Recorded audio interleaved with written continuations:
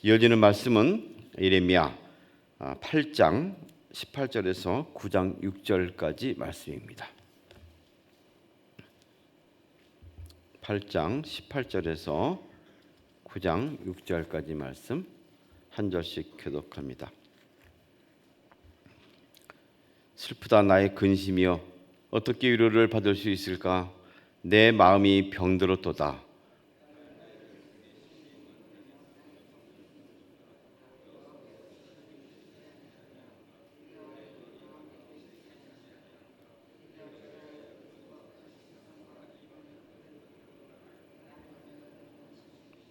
추수할 때가 지나고 여름이 다하였으나 우리는 구원을 얻지 못한다 하는도다. 백성들이 상하였으므로 나도 상하여 슬퍼하며 놀라움에 잡혔도다. 길앗에는 유황이 있지 아니한가?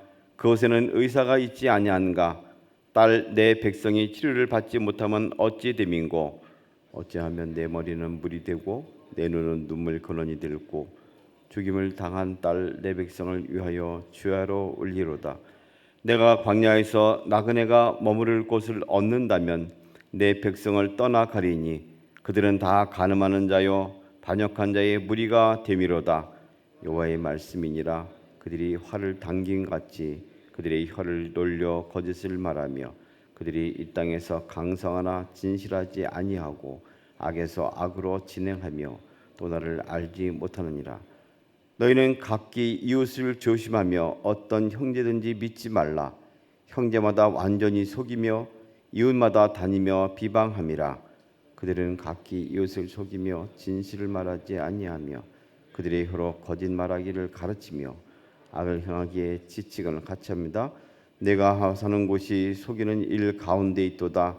그들은 속이는 일로 말미암아 나를 알기를 싫어하느니라. 여호와의 말씀이니라. 아멘. 미국 교회는 이렇게 한쪽에 성조기가 있습니다. 게시되어 있고 함께 예배를 드리면서도 그들의 조국 또 그들의 나라에 대해서 예의를 갖추는 것을 잊지 않습니다. 한인교회는 또 성조기 옆에 한국 태극기가 있습니다. 어느 분쟁이 좀 심히 많은 교회에 어느 목사님이 부흥사로 가서 이렇게 농담을 했답니다. 이 교회는 성조기와 태극기만 있는 게 아니고 죽기 살기가 있습니다 하고 그곳에서 싸우고 있는 분쟁의 모습을 이렇게 농담으로 표현하면서 또 찌르는 말을 했다는 그런 이야기를 들었습니다. 죽기 살기로 함께 모여서 싸우고 있는 모습, 결코 아름다운 모습은 아니죠. 오늘 말씀 보면 예레미야가 서 있는 곳, 그가 함께 있는 한 가운데는 기만의 삶, 또 속임의 한 가운데서 붙어 있다라고 말합니다. 내가 사는 곳이 속이는 일 가운데 있구나. 속임수 한 가운데 살고 있는 예레미야의 모습을 말합니다. 9장 3절에서 6절까지 말씀 쭉 보면 그들의 그런 모습이 계속 반복되어 나옵니다. 그들은 활을 당김 같이 그들이 혀를 놀려서 거짓을 말한다. 이 활을 당겨서 던지는 것처럼 입만 열면 거짓말이 있다는 것이죠. 혹은 그 화살이 이렇게 둥근 것처럼 그런 입술을 벌려서 계속 거짓을 행하고 있다라고 표현하기도 합니다. 그들이 이 땅에서 강성하지만 진실하지 못하다. 악에서 악으로 진행하며 나를 알지 못한다. 계속해서 강성은 하지만 그 가운데는 진실이 없다. 그들이 항상 풍성한 것은 거짓이고 진실되지 못하다라는 것을 말합니다. 그들에게 경고하는 말이 있습니다. 너희는 각기 이웃을 조심하라. 이웃은 돕는 형제고 이웃 사촌이 되어야 할 텐데 조심하라고 말합니다. 어떤 형제든 믿지 말라고 말합니다. 혈육을 믿지 아니하면 누구를 믿을 수 있겠습니까? 그러나 그들은 믿을 수가 없습니다. 왜냐하면 형제마다 완전히 속이며 이웃마다 다니면서 비방을 하기 때문에 그렇습니다. 그들은 각기 이웃을 속이고 진실을 말하지 아니하고 그들의 혀로 거짓말하기를 가르치고 악을 행하기에 지치거늘 얼마나 그 일을 많이 했으면 밤새 또는 왼종일 그런 일을 하다가 지칠 정도다라고 말하고 있는 것이죠. 한마디로 말하면 기만의 또는 속임수의 한 가운데서 그들은 지쳐 잠이 들 정도로 속임수 가운데 진실이 하나도 없다라고 말하고 있습니다. 이런 한 가운데 예레미야가 서 있습니다. 그 가운데서 삶을 유지하고 있습니다. 도산 안창원 선생님이 일제 강점기에 수시로 이렇게 학생들과 또 많은 사람들 앞에서 연설할 기회가 있었습니다. 그가 연설을 할 때마다 강조했던 것은 딱 한 가지입니다. 정직하십시오. 조선 사람들이요, 정직하십시오. 조선의 청년들이요, 정직하십시오. 우리가 망한 것은 힘이 없어서 망한 것이 아니고 정직하기 못해서 망했습니다. 이것 때문에 서로 싸우고 다퉜기 때문에 망했습니다. 그런 행여라도 꿈에라도 거짓말을 하지 말라고 계속 강조를 했습니다. 이것이 일제 강점기에 조선시대뿐이 아니었어요. 그 사람뿐 아니었습니다. 오늘 우리에게 있어서도 곧바로 적용한다면 우리 마음속에 진실됨이 있는가, 우리 마음속에 정말 참된 것이 있는가를 볼 필요가 있는 것이죠.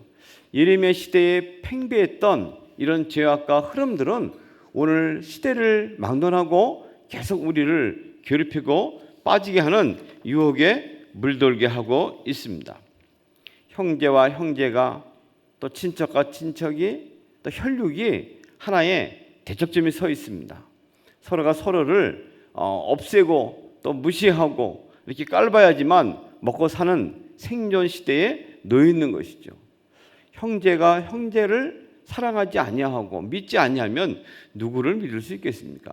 이웃을 사랑하기를 그친다면 누구를 사랑할 수 있겠습니까? 지금 시대는 사람과 사람 사이의 관계를 이상한 관계로 이렇게 놓이게 하는 그런 시대에 살고 있습니다. 갑과 을로 나눕니다. 피해자와 피의자로 나눕니다. 항상 누구는 가해자고 항상 피해자라는 것에 우리는 익숙해 있습니다.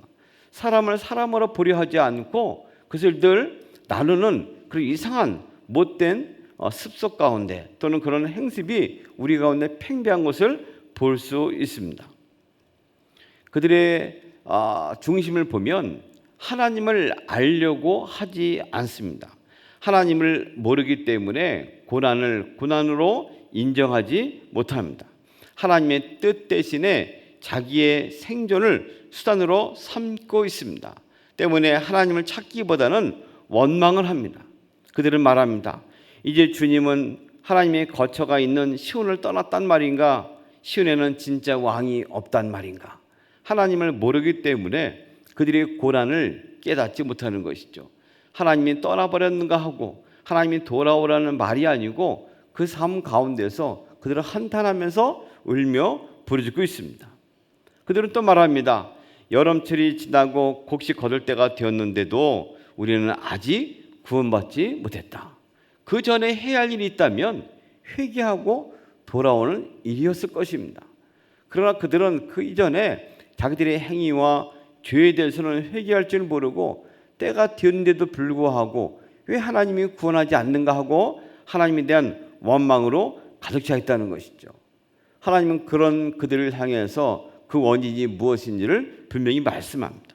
이런 노여움과 진노가 일어난 원인은 바로 그들이 조각한 신상과 헛된 우상을 섬긴 까닭이 아니냐고 하나님은 그 말씀을 예레미야를 통해서 대변하고 계십니다.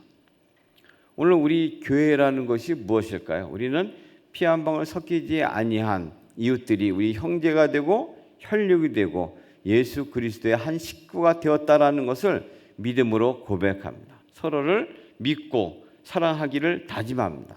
때로 우리 가운데 있는 이기적인 마음들과 죄된 것들을 십자가의 뒤로 멀리하고 때로 십자가 못 받고 다시 한번 주님 주신 형제 자매 애를 또 하나됨을 실천하려고 애쓰고 있습니다. 거짓과 속임수에 둘러싸여 있는 것이 아니고 기도와 찬송과 말씀이 우리를 지배하기 위해서 애쓰고 있습니다. 그러나 하시라도 하나님은 있게 되면 유대 민족이 행했던 그 죄악과 슬픔 또 하나님이 선포한 기만의 삶 그 가운데 빠지게 됩니다. 하시라도 우리는 이 기도의 소리가 그치고 또 서로를 칭찬과 격려와 말씀의 진리 말씀이 멈추게 되면 우리라도 언제라도 이런 유혹과 위험에 빠질 수밖에 없는 연약한 존재인 것을 잊지 말아야 합니다. 예레미야는 그 가운데 눈물로 호소합니다. 18절 말씀을 세 번역으로 보면 이리 나옵니다. 나의 기쁨이 사라졌다. 나의 슬픔은 나의 낳을 길이 없고 이 가슴은 멍들었다. 나의 백성 나의 딸이 채찍을 맞아 상하였기 때문에 내 마음도 상처를 입는구나. 슬픔과 공포가 나를 사로잡는구나. 또 뒤에 가서는 길리앗의 유향도 그 의사도 없어서 병이 안 낫는 것인가 하고 탄식하면서 계속해서 이 민족이 언제 돌아올 것인지, 이들의 슬픔과 멸망과 죽음의 증상들은 바로 자신의 문제라고 품고 기도하고 있습니다. 자신의 마음뿐 아니라 하나님의 마음이기도 합니다. 진노하고 심판하시는 하나님 마음이 편했을 리가 없습니다. 돌아오면 되는 것인데, 하나님을 아는, 여호와를 아는 도에 돌아오면 될 것인데 그렇지 아니한 민족을 향한 슬픔을 말하고 있습니다. 그는 차라리 이 머리에 물이 가득하고 그래서 눈에 이 눈이 꼭지가 되어서 이 눈 흘리기만 하면 눈물이 되었으면 좋겠다. 차라리 먼 곳에 가서 나 이 민족을 안 보는 것이 속 편하겠다 하면서 얼마나 슬프고 안타까운 마음으로 그들을 위해 기도하고 있는 자신이 무엇인가를 표현하고 있습니다. 누군가의 기도 속에 오늘 내가 살고 있습니다. 누군가의 기도 속에 이 교회가 하나님의 진리로 쓰고 있습니다. 속임수로 둘러싸이는 것이 아니고 말씀으로 기도로 둘러싸일 때 생명 회복의 길이 열리는 것입니다. 바울도 그런 기도를 했습니다. 내 형제 곧 나의 권력의 친척을 위한다면 내 자신이 저주를 받아 그리스도에서 끊어질지라도 내가 원하는 바다. 권력 친척이 다시금 돌아오게 된다면 나는 내가 죽는들 상관이 있겠는가 하면서 강력하게 민족을 위해서 기도하는 자신의 모습이 되기를 다짐했습니다. 속임이 난무하고 거짓과 불신이 가득한 한 복판에 있더라도 아무리 돌아올 기미가 안 보이는 절망의 한 가운데서도 예레미야는 울며 기도하고 있습니다. 가슴에 멍이 들고 그들을 위하여 눈물꼭지가 틀어지면서 간절히 기도하고 있습니다. 오늘 이 아침에 우리가 기도를 통해서 우리 민족이 사는 줄 우리는 믿습니다. 부모님의 간곡한 기도를 통해서 그 자녀의 길이 열리는 줄 믿습니다. 돌아오지 않는 형제 자매를 향해서 품고 기도하고 애쓰는 그 기도 소리를 통해서 한숨소리가 변하고 또 기만의 거짓말의 입술이 변하는 줄 믿습니다. 주님이 함께 하시는 은혜가 예레미야에 함께한 것처럼 우리 삶 가운데서도 이어지기를 소망합니다. 아무런 관계없는 그 사람을 위해서 특별히 기도하기를 원합니다. 기도가 필요한 사람이 누구인지 그를 위해서 이 아침에 함께 기도하기를 원합니다. 그들이 내가 날 다 잊었구나, 누구든 나를 위하여 힘쓰지 않는구나 할 때 그들을 위한 기도가 상달되어서 하나님의 위로와 또 축복과 평안이 그 마음속에 임함으로 인하여 다시금 평안이 회복되는 은혜 역사가 일어나기를 주님의 이름으로 소망합니다. 하나님 아버지, 오늘도 예레미야의 간곡한 민족을 향한 또 피멍이 드는 속울음을 봅니다. 걸어가신 주님, 우리도 이를 본받아 예수 그리스도께서 우리를 위하여 하신 것처럼 또 많은 선지자와 많은 이들이 나를 위하여 기도한 것처럼 그들을 품고 기도합니다.